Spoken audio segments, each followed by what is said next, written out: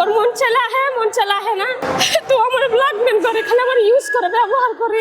আমার বাচ্চা এতটুকু থেকে কোনো ভরণ পোষণ দেয় না। আমি ছোট বাচ্চা নিয়ে মানুষের পাক ঘরে থাকি, ওর বাচ্চা অনেক অসুস্থ, ওরে আমি ওষুধ কেনার টাকাটা নেই, খাওয়া তো দূরেরই কথা।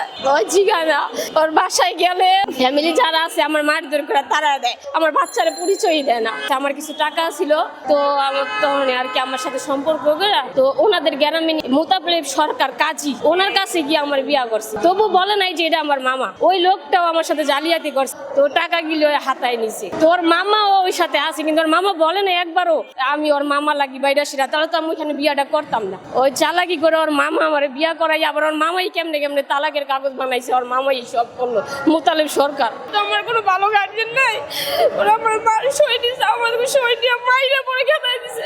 তখন আমার বাচ্চা পেটে, তখন আমার সই নিছে, তখন আমার তালাক দিছে। ওই যে আবার আয়সা বলে আমার বাচ্চা এটা সেটা, আমি আমার বউরে মনের থেকে ছাড়ি না, এটা সেটা অনেকে চাপে ছাড়ছি, আমার ফ্যামিলির চাপে আমি মিথ্যা কথা কইছি, এগুলোকে মিল দেয়। আবার আমার ছিয়া জায়গা, আবার আমি কোর্টে গিয়ে মামলা টামলা করি, আবার মিথ্যা কথা কইয়া ঢোকে, আবার 4 মাস 5 মাসে 1 বছর থেকে আবার আমার ফালাই থিয়া জায়গা।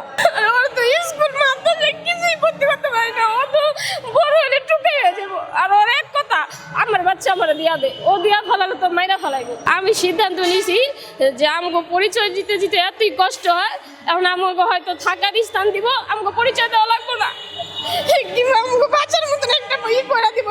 আমি এই বাচ্চা নিয়ে কেউ আমার কাছেও নেয় না।